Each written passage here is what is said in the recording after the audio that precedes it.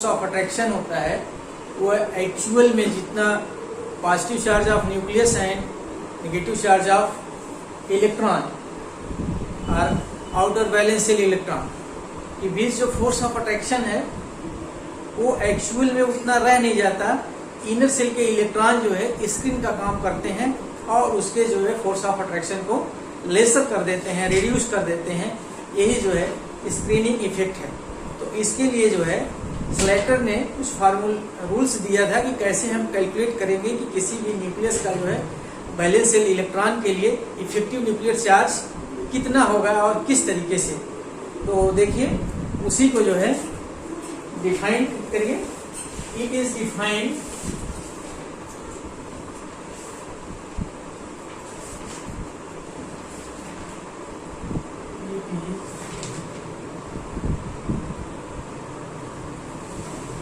as the actual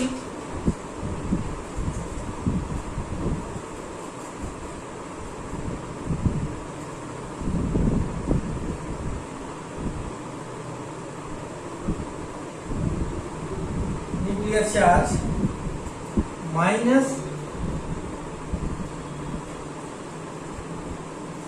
in the screening effect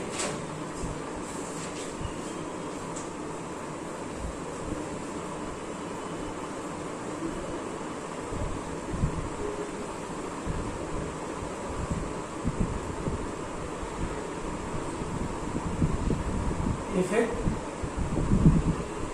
of the electron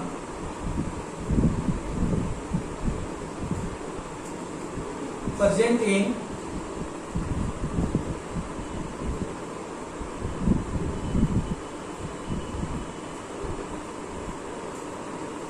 inner cell। जो it is defined as the actual nuclear charge minus in the screening effect of the electron present in inner cell।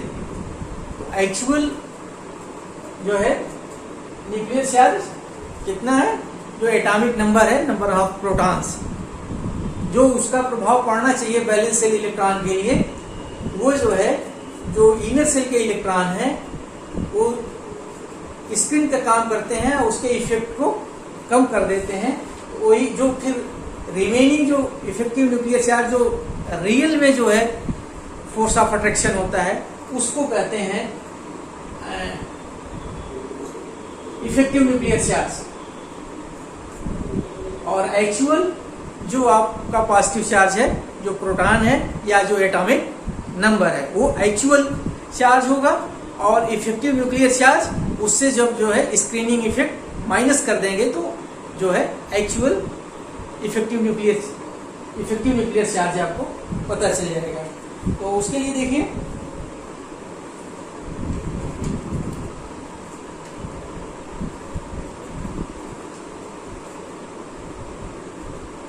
Z effective equal to Z minus sigma.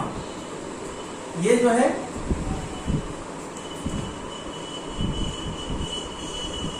Effective nuclear charge, ये जो है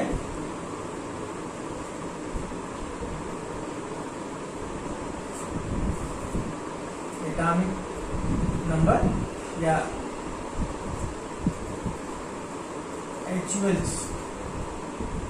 actual charge, nuclear charge.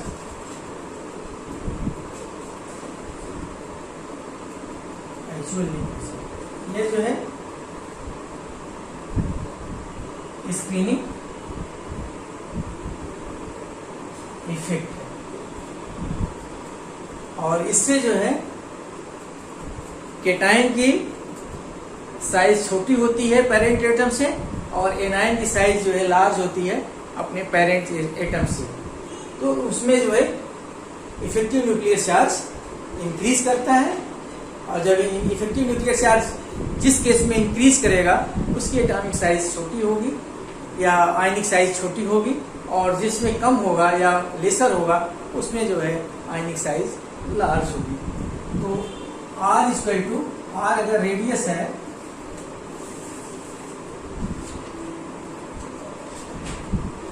A upon Z effective. अगर R ionic radius है और ये directly inversely proportional to radius of effective nuclear charge, तो किसी भी आयन की साइज जो है inversely proportional to actual nuclear charge को, ये जो है प्रोपोर्शनलिटी कांस्टेंट है। तो स्लेटर रूल्स देखें।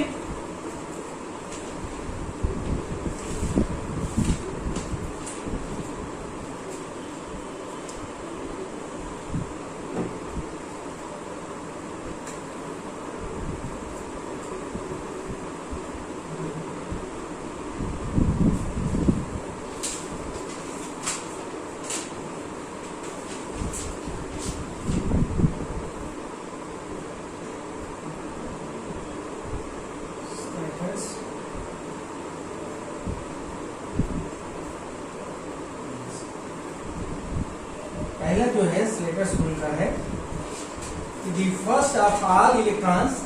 तो स्लेटर्स रूल्स ने कैलकुलेट किया स्क्रीनिंग इफेक्ट को कि जो बैलेंस सेल में इलेक्ट्रॉन है उनका कंट्रीब्यूशन 0.35 यूनिट पर इलेक्ट्रॉन के लिए है, और जिस इलेक्ट्रॉन के लिए बैलेंस सेल के लिए हम कैलकुलेट करेंगे उसका में कोई कंट्रीब्यूशन नहीं कंसीडर होता है। फिर उससे n-1 उसके इनर सेल में जितने भी इलेक्ट्रॉन्स हैं उनका कंट्रीब्यूशन जो है 0.85 यूनिट्स पर इलेक्ट्रॉन है। और फिर इसके बाद उन्होंने कहा कि जो उसके inner shell n-2 are all inner shell electrons are contributed to 1 for each electron, 1 unit पर फॉर ईच इलेक्ट्रॉन। तो इस तरीके से उन्होंने जो है कैलकुलेट किया है। तो आप लिख लीजिए the first of all electronic configuration. तो पहले आप क्या करेंगे, इलेक्ट्रॉनिक कन्फिग्रेशन लिखेंगे। First of all electronic configuration of the element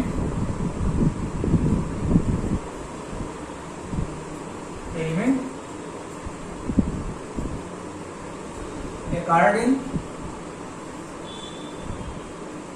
S, P, D and F, इसके अकॉर्डिंग जो है इलेक्ट्रॉनिक कन्फिग्रेशन आप लिखेंगे।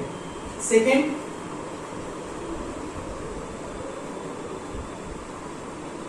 Electron present in outer shell or valence cell,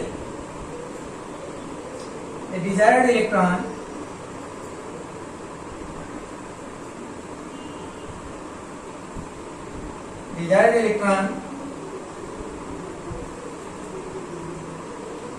do not make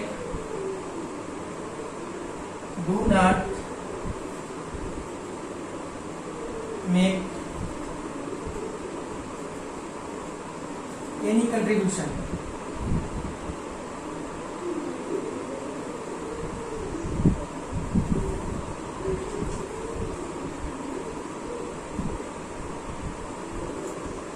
towards value sigma। तो balance cell में जो जिस electron के लिए कैलकुलेट करने मतलब डिजायर्ड इलेक्ट्रॉन के लिए जो है इसका कोई कंट्रीब्यूशन नहीं होता। Third, other electrons presenting the other electrons present in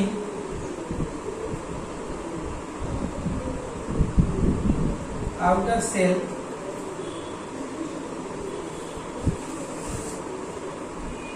make the contribution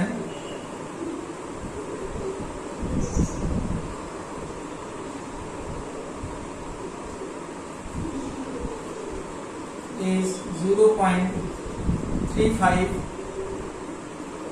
unit पर इलेक्ट्रॉन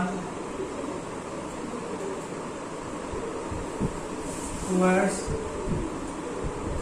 सिग्मा कितना होगा for the inner cell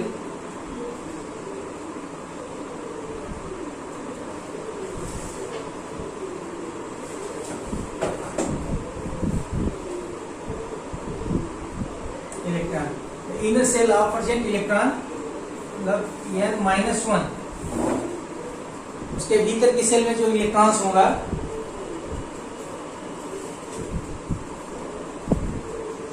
make the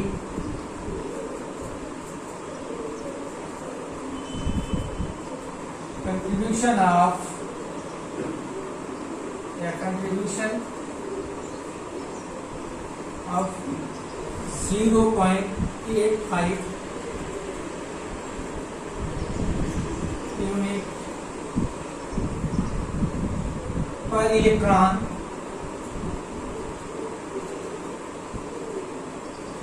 towards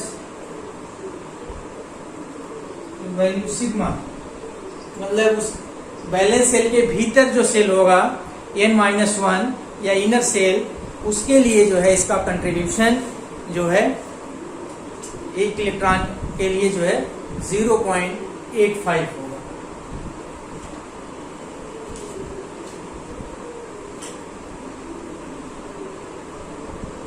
The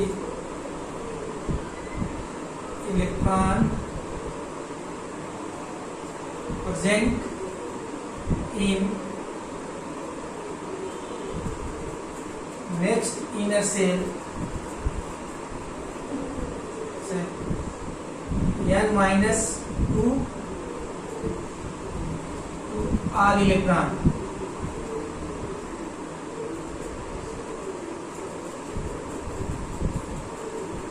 बाद we make contribution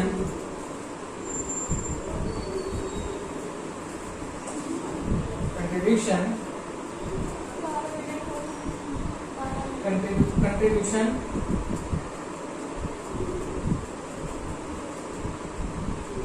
1.0 units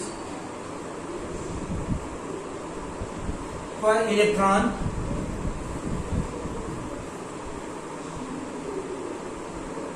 towards the value sigma और last है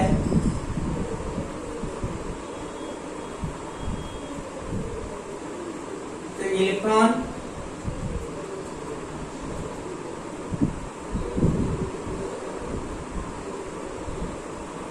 present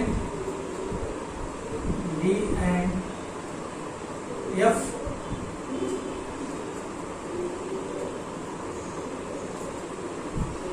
subcell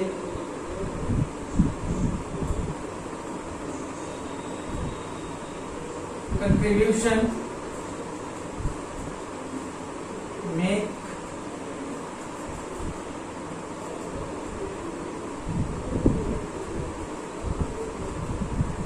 towards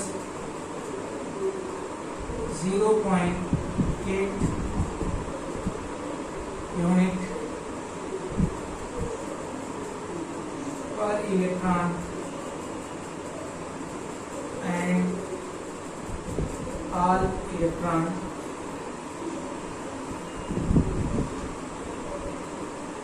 present in atom is contribution is